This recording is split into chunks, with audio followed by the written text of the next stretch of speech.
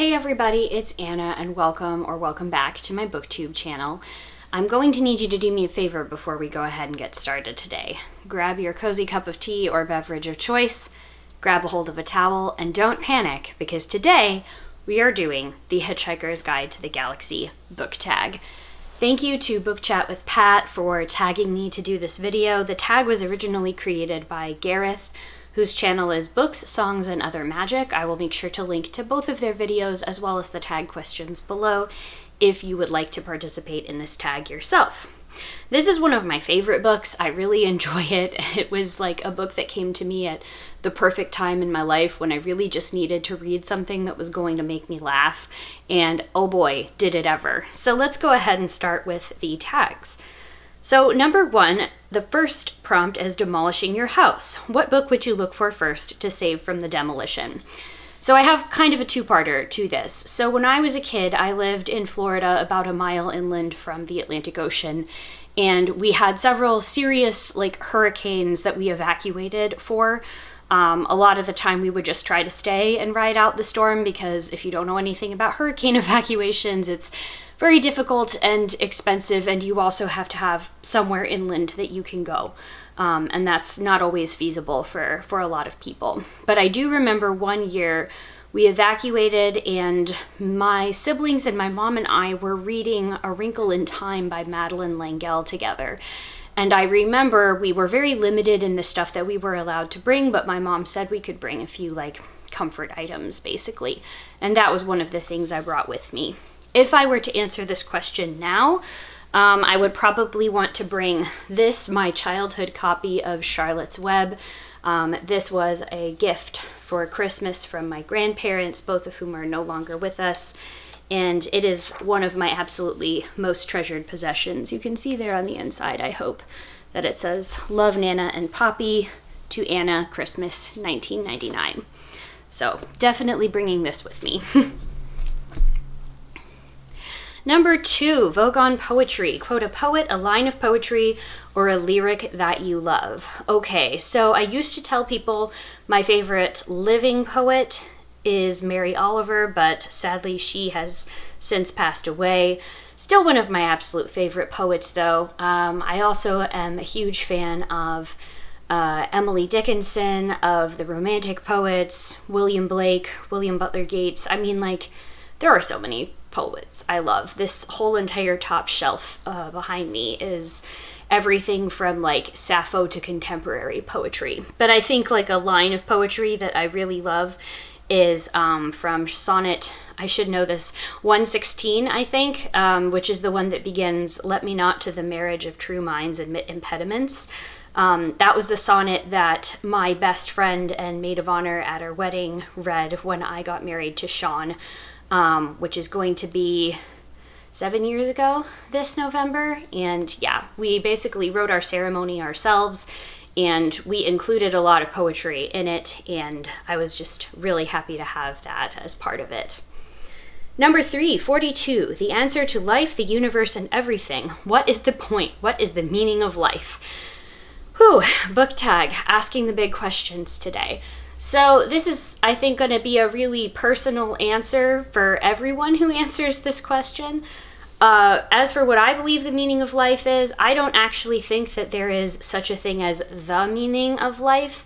I believe that there can be many ways that we make and find meaning in our lives, but I don't think there's just one thing that is the point of it all. That being said, I do really firmly think that we are here on this earth to be kind to each other and to care for each other, to see ourselves as a part of the world and not as, people that have mastery over our environment, but rather people that have stewardship in, our environment and in our relationships with the plants and animals and other beings around us.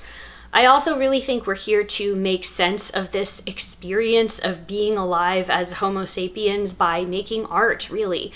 That's what I love about singing and reading and writing and doing all of my crochet projects, or even just organizing little rocks or acorns in a fun pattern or something like that. I think that that's really a beautiful way that we as a species make sense of the world and make sense of our time here. So I think to create things to be kind to others, and to see ourselves as a part of nature and the world around us. That's what I think. Number 4, it's radio beginning. What is your favorite memory in your experiences as a listener to the radio? This is an interesting one. When I was growing up, we listened to a lot of those like Lake Wobegon, Garrison Keillor type things on family trips when we would drive around. And even though a lot of the jokes went over my head, I do remember sitting in the back seat of the car and listening to my parents laugh, which was very sweet. I also remember playing this game with my cousins growing up, where basically you would pick a certain number of, I think, Christmas songs and then count the number of times you heard them on the radio when we were all in the car together. We all had like a total of 8 kids in a minivan going around together at any given time. And because my family is very good-naturedly competitive, but competitive nonetheless, you would basically compete to see like who could hear their song the most times. And then I think the last one is, for some reason, whenever Sean and I are driving someplace late at night, the station that our radio in the car is tuned to always seems to be doing some sort of like bizarre radio play or radio dramatization of an actual play.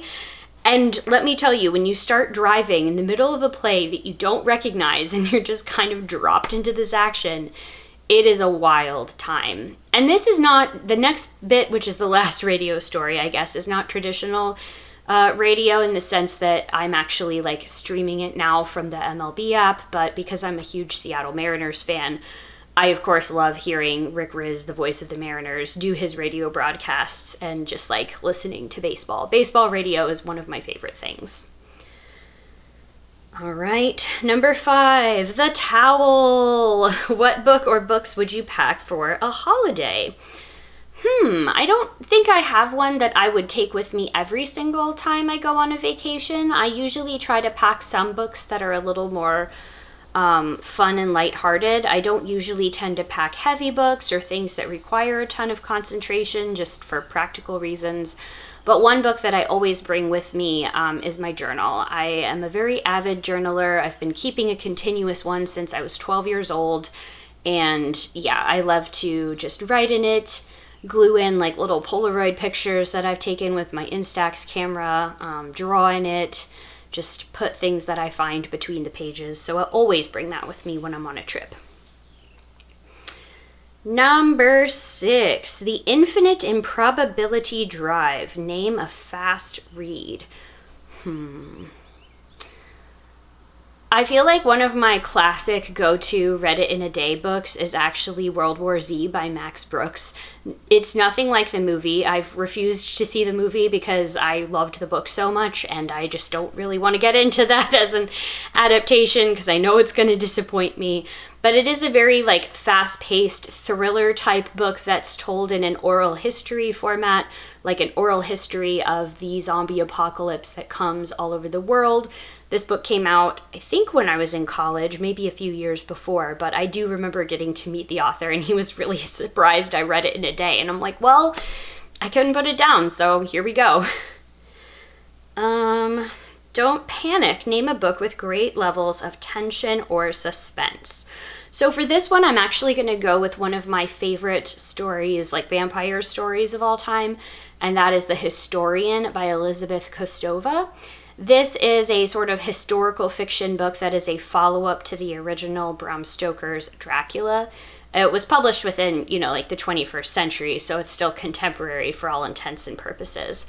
But it's still set as a period piece, and it's kind of the story of what happened with like the vampires and vampirism after the events of the novel Dracula stop. And to this day, it is the book that I was reading sitting in my mom's chair. I think I was in high school when I read this, with the sun slowly setting until I realized it was completely dark around me. I had no lights in the hallway going back to my bedroom, and I was going to have to get up and walk through this creepy dark hallway after reading this very tense and scary vampire book. And it gave me the heebie-jeebies. I have been meaning to reread this book for some time.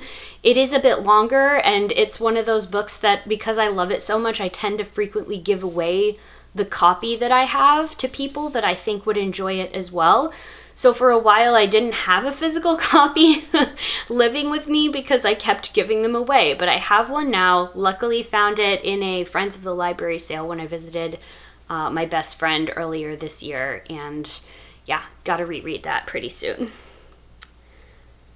Number 8, TV or film adaptations. Pick a book to discuss one or more TV or film adaptations that you know of the book. Pick good and bad if it's relevant to the book. All right, I'm going to resist the easy temptation to do Dune or Lord of the Rings because I have talked about my feelings about the books and their adaptations at length on this channel. But an adaptation that I really enjoyed was the film version of Michael Cunningham's The Hours. Julianne Moore is like the leading lady in that, but I believe Meryl Streep's in it too, and I cannot remember for the third woman who she is, but I really loved the adaptation and the way that that book was portrayed as a film. I feel pretty similarly about Practical Magic, which was adapted from the novel by Alice Hoffman. We are getting a Practical Magic 2 soon, and I am cautiously optimistic about that. I tend to not do so well when it comes to sequels released many years after the original movie is released, but we'll see. And then I think the sort of story that I have seen the most unique adaptations of is actually Dracula. So love the original, great like epistolary novel. I'd highly recommend you read it if you haven't yet. It is actually like, I'd say surprisingly easy to get into for a contemporary reader, even if you don't have that much experience with reading the classics. But I went through a period, again, when I was in college, it's all these college memories. I went through a period where I was watching like every single possible adaptation of Dracula on film that I could, going all the way back to Murnau's Nosferatu, which was this like silent movie original where we get the sort of creepy like long-fingered guy walking up the stairs, and it was such a blatant ripoff of Dracula that the Bram Stoker estate actually had to file a cease and desist against Murnau because they were like, this is just outright plagiarism and you didn't get the rights from us. So I've gone from that to, of course, the classic Dracula Universal Pictures starring Bela Lugosi, to Dracula Dead and Loving It by Mel Brooks, which is so much fun, and the Gary Oldman Dracula, which even though it is like a total hot mess, I have such a soft spot in my heart for that movie. I don't know. There's just something so goofy and campy about his like suit of armor at the beginning that just looks like it's made out of muscles from one of those human body exhibits at a science museum. It cracks me up. I know it's not meant to be funny, but it does. It does make me laugh. And then, yeah, the Robert Eggers Nosferatu that came out last Christmas, which was like pitch black. Like that movie was so dark, both visually and emotionally, that I remember we went to see it on like Christmas night. My husband and his brother and I, we went to see it on Christmas night at our like IMAX theater. And I remember at the end of the movie, as we were driving home, I was like, I think I need to do something that's gonna remind me I can feel happy again. So fantastic movie, but it's definitely gonna be something that I have to be in a particular headspace for before I can revisit it, because if you watch it and, you know, you're affected by that kind of stuff, which, you know, I guess that's me, get like some puppy or kitty snuggles with your furry friends or do something nice for yourself afterwards, because that film is intense. But there's just something about this novel and the way that it's been adapted across many different generations that I find myself really drawn to, even to the bad adaptations of this book. Okie doke. And then the last question is to tag people. So I'm going to tag some people down at the bottom of the notes in this video. But if you're watching this and you don't see your name on the list, never fear, you are more than welcome to do the Hitchhiker's Guide to the Galaxy book tag as well. Let me know if you have read any of these books, or if you have just stuff that you'd like to answer from the tag questions, maybe in a comment below. If you're not interested in making a whole video, I'd still love to chat about some of the prompts that you find interesting. So as always, thank you all so very much for watching, and I will see you in the next one. Bye.